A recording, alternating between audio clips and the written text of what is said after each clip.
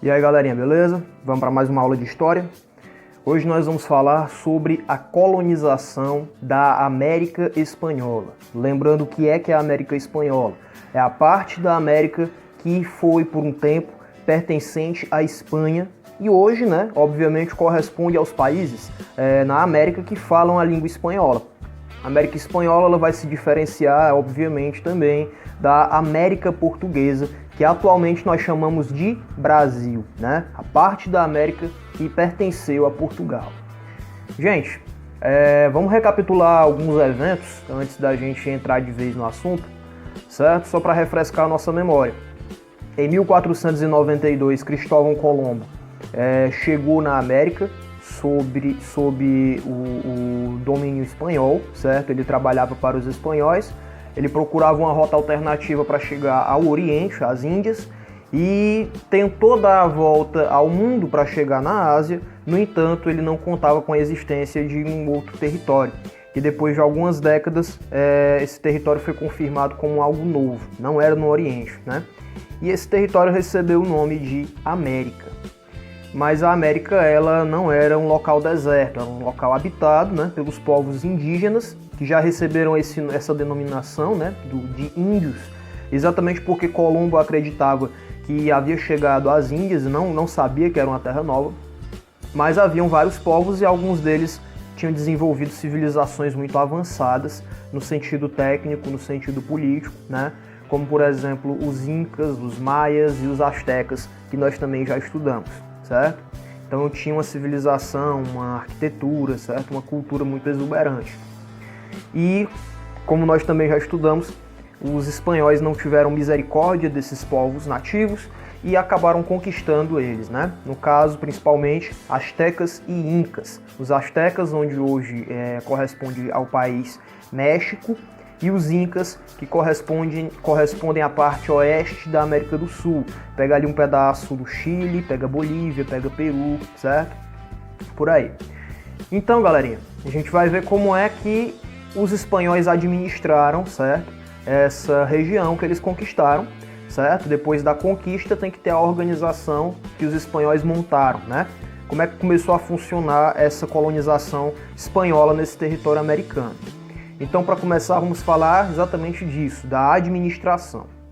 Em primeiro lugar, a Espanha ela utilizou uns caras chamados adelantados, que eram responsáveis por administrar e explorar as terras na América. Tinham a obrigação de pagar 20% do que produziam ao reino espanhol. Então, a Espanha primeiro ela mandou oficiais chamados de adelantados, eram homens que iam para investir na terra, certo? Então eles povoavam a terra, atraíam moradores e eles produziam, né? Por exemplo, procuravam pedras preciosas, metais preciosos, produziam gêneros agrícolas, né? Plantavam alguma coisa e parte do lucro que eles tinham, né? 20% da riqueza que eles produziam, eles tinham que entregar para a coroa, tinham que entregar para o reino espanhol. Mas com o tempo a Espanha acabou percebendo que estava havendo muito desvio desses recursos, certo?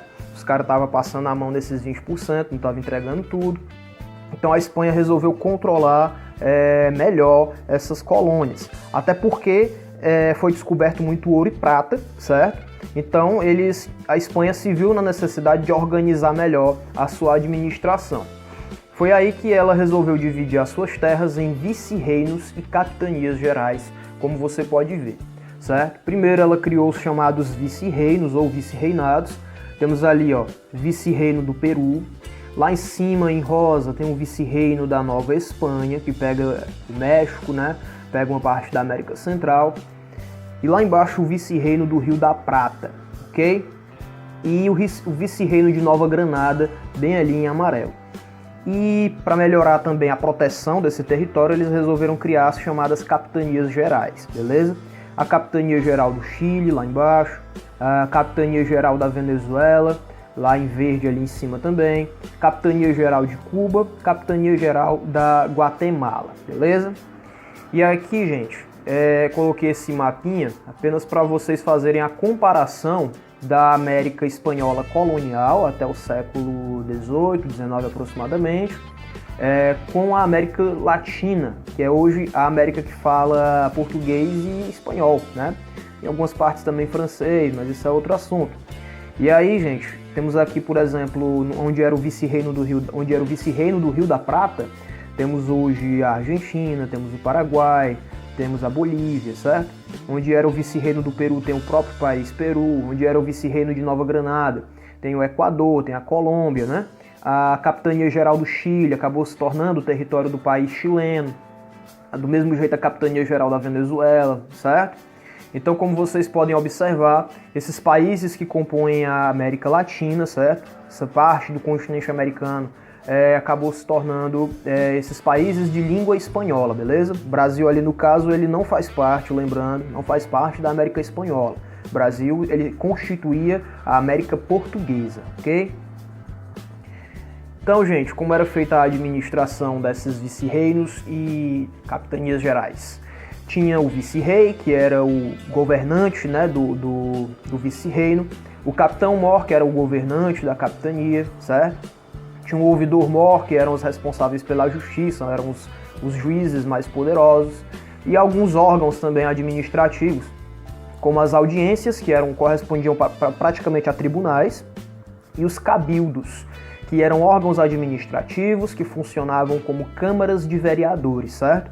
Então eles dividiam o território também em municípios e vilas, e esses territórios, né, esses pequenos povoamentos, eles eram, ou grandes povoamentos também, eles eram conduzidos, administrados pelos chamados cabildos, que eram uma espécie de conselho, um grupo de pessoas mais importantes, né, que faziam projetos, elaboravam as leis, discutiam os problemas do local que viviam, certo?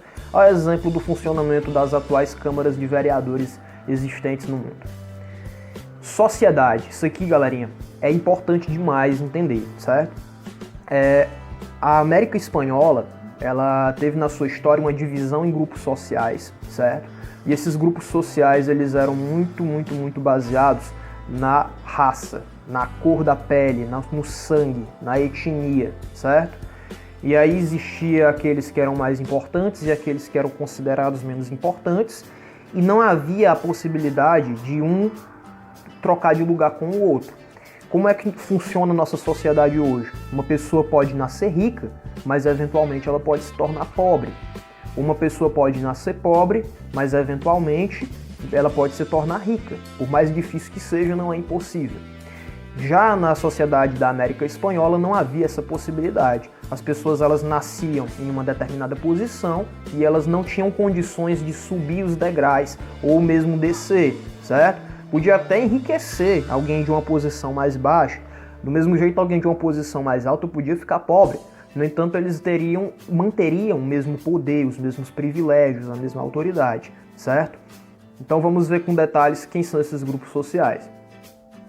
O mais poderoso grupo social que havia na América Espanhola eram chamados de chapetones. Os chapetones eram colonos nascidos na Espanha, ou seja, eles habitavam a América Espanhola, mas eles não haviam nascido na América. Eles haviam nascido na Espanha e acabaram vindo para a América, ok? Então, esses caras mais importantes eram aqueles que haviam nascido na Espanha.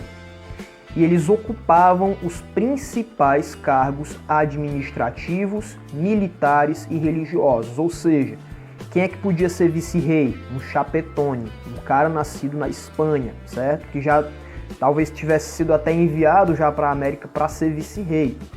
Quem é que podia ser capitão-geral? O chapetone. Quem é que podia comandar os exércitos? O chapetone. Quem é que podia ser bispo? O chapetone, ok? Tinha que ter nascido na Espanha. Aqueles que nasceram na Espanha e iam para a colônia, eram os mais importantes, tinham mais poder, mais privilégios. Abaixo dos chapetones vinham os crioulos. Os crioulos eram os colonos, filhos de espanhóis, porém nascidos na América. Repara muito nessa diferença. Chapetones, eles eram espanhóis? Sim, nascidos na Espanha. E os crioulos eram o quê?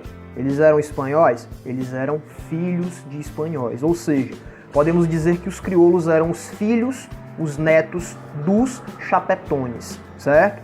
Os chapetones, eles vinham para a América, tinham filhos, e esses filhos eles eram considerados crioulos, beleza?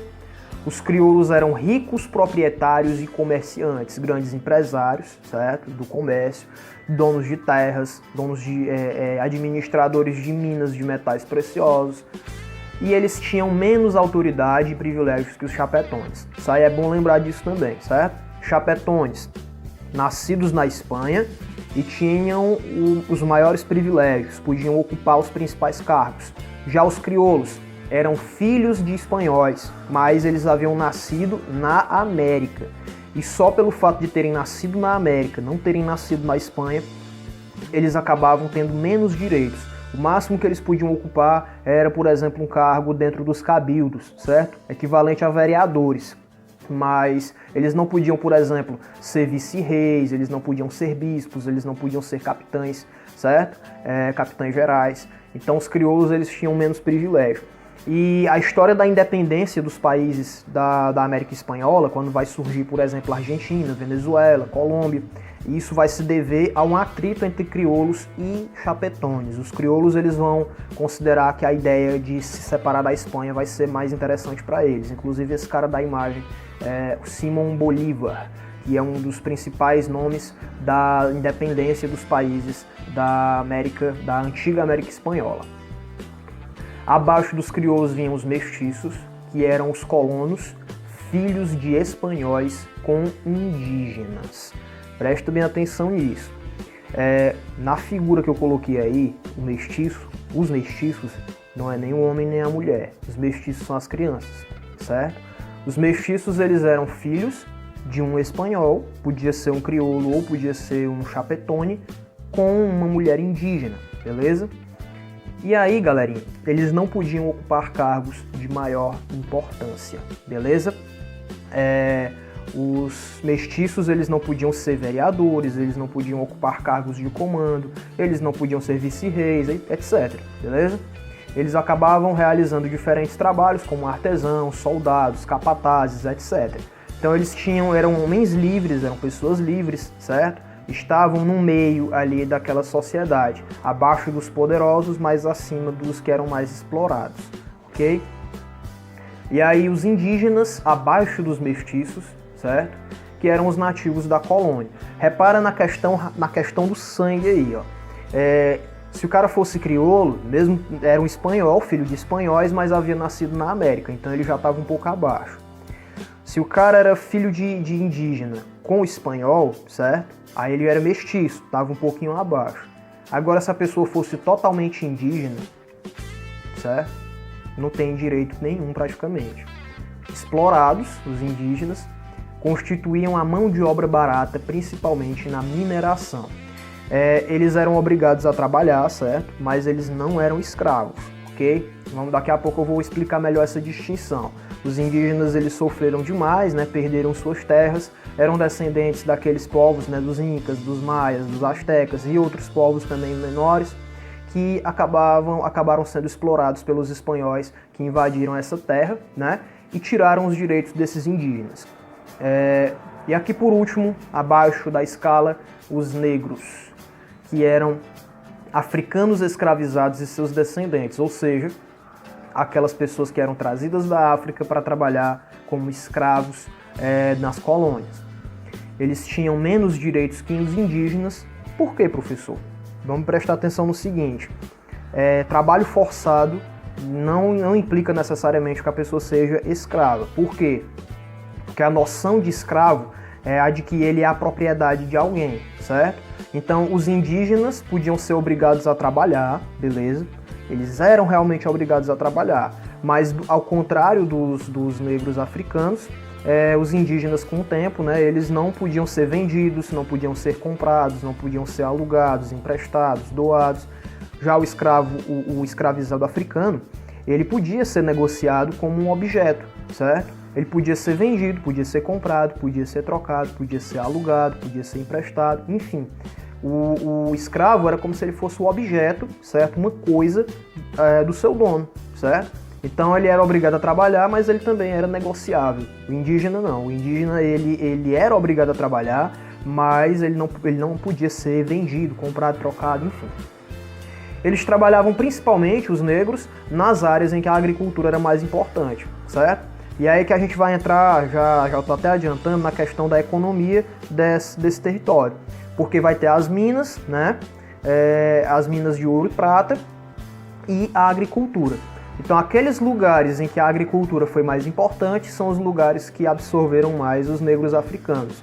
Porque quem trabalhava nas minas eram os índios. Então os lugares que tinham minas, inclusive hoje você pode perceber que se você for analisar na Bolívia, no Peru, por exemplo, existem poucos negros, em comparação, por exemplo, com Cuba, com a Colômbia, com o Equador, que já tem uma presença maior de pessoas negras, descendentes dos africanos que foram trazidos para ser escravizados.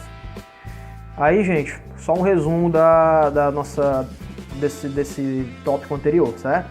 No topo, chapetões, ok? Que eram aqueles que haviam nascido na Espanha, os crioulos, que eram filhos de espanhóis, mas nascidos na própria América, na própria colônia. Abaixo deles os mestiços, que eram filhos, né, de espanhóis com indígenas. E na base da pirâmide, sustentando os outros, estavam os indígenas e os negros. E aí a economia. As principais atividades econômicas desenvolvidas na América Espanhola eram a mineração, extração de ouro e prata, certo? Isso aqui é o principal. Durante algum tempo, a Espanha ela foi o reino mais poderoso do planeta, exatamente porque parte do seu poder vinha dessa concentração de ouro e prata encontrado na América.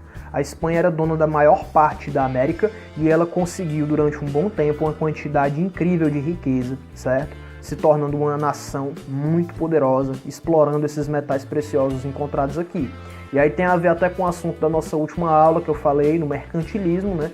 A noção do metalismo, que é a ideia de que o poder de um reino, a riqueza de um reino, depende da quantidade de ouro e prata que ele possui. E aí a agropecuária, obviamente, né? Que dividia-se, né, na questão da agricultura no cultivo de batata, milho, cana-de-açúcar, entre outros produtos, e a criação de animais como cavalos, mulas e gado. E tudo tinha a ver com a questão da mineração. Produziam batata, milho, outras coisas para a alimentação das pessoas, certo? Mas que tinha muito a ver com transportar esse alimento para as áreas mineradoras. E do mesmo jeito eles criavam animais como cavalos e mulas também por questão do transporte dessas mercadorias, ok? Aí depois eles vão criar o gado para explorar o couro e a carne, por aí vai, aqui perto do Brasil, lá na região sul, certo? Onde hoje corresponde ao Uruguai, Argentina, beleza? E aí a gente tinha a forma de organização dessa produção. Na questão da exploração indígena, havia a chamada encomenda, que era um direito concedido a um colono de explorar o trabalho indígena. Direito concedido a um colono de explorar o trabalho indígena. Em troca, o colono deveria pagar os tributos determinados e fornecer proteção e educação religiosa aos nativos. Então, determinado negociante rico ganhava o direito da Espanha de explorar uma comunidade indígena e, em troca, certo, ele tinha que pagar os impostos do que ele produzia, fosse uma fazenda, fosse uma mina de ouro ou prata, e, no entanto, ele tinha que proteger aqueles índios e conceder educação religiosa. O que seria proteger e conceder educação religiosa? Fornecer alimento, fornecer roupa, fornecer moradia, cuidar da saúde e, principalmente, transformar aqueles indígenas em católicos, certo? Educação religiosa aí, no caso, é educação católica. Lembra da questão da reforma também protestante, viu? A Espanha, ela era católica e estava lutando, certo? Contra o aumento do protestantismo. Então, esses povos que foram encontrados, eles tinham que ser trazidos para o catolicismo para eles. E aí, galerinha, no entanto, na prática, apesar de dizer que eles tinham que proteger os índios, geralmente isso não acontecia. Geralmente os índios eram deixados à míngua, sem comida, sem moradia, saúde era complicado, né? Porque a gente também já falou isso. Os indígenas eles são mais vulneráveis a certas doenças trazidas pelos espanhóis, certo? Então eles passavam fome, enfim, não foram muito bem protegidos, foram muito explorados. E essa forma de exploração, a mais conhecida, era a chamada mita, que é uma forma de trabalho forçado, obrigatório, né? Em que indígenas eram selecionados entre os membros de sua comunidade para trabalhar por alguns meses recebendo uma baixa remuneração. Então a mita acontecia o seguinte: o chefe indígena, certo? Cooptado, controlado pelos espanhóis, ele tinha que selecionar alguns indígenas, alguns homens da sua comunidade para trabalhar durante um determinado período de tempo, que poderia ser, por exemplo, 4, 6 meses, na agricultura, mas principalmente nas minas, certo? Nas minas de prata, nas minas de ouro. E essas pessoas que eram obrigadas a trabalhar por esse período de tempo recebiam uma remuneração muito baixa, certo? Os mestiços, por exemplo, que podiam se trabalhar como capataz na fazenda, como carpinteiro, como pedreiro, esses caras recebiam uma remuneração já baixa. Os índios que trabalhavam obrigatoriamente recebiam uma remuneração ainda mais baixa do que os mestiços, beleza? E pior é que muitos nem recebiam, porque o trabalho nas minas ele era um trabalho assassino, certo? A gente vai ver aqui, a Espanha ela conseguiu construir uma enorme riqueza, certo? Como a gente está vendo na imagem, lá no fundo você vê os indígenas fazendo o trabalho da mineração e aqui eles estão juntando ouro num ponto, num local. Isso aqui é Potosí, lá atualmente na Bolívia. As minas de Potosí que ficaram muito conhecidas porque produziam muita prata, certo? E isso aqui seria um exemplo das minas e os indígenas trabalhando nelas. Os indígenas eles foram massacrados para que a Espanha conseguisse construir essa riqueza, né? Essa prata e esse ouro que a Espanha conseguiu obter durante esse período, ela estava banhada no sangue, no suor e nas lágrimas dos povos indígenas da chamada agora América Espanhola, certo? O trabalho nas minas ele era muito complexo, certo? Eles acabavam às vezes sendo soterrados, eles ficavam doentes, certo? Perdiam partes do corpo num deslizamento, acabavam sendo intoxicados também pelos produtos químicos que a gente fala hoje, certo? Enfim, pessoal, finalizo essa aula com esse desejo que vocês compreendam isso, que a riqueza de determinadas nações é construída acima dos escombros de outras nações, beleza? Acima do sangue, do suor e das lágrimas de milhões de seres humanos. É isso, galerinha, espero que vocês tenham curtido. Valeu!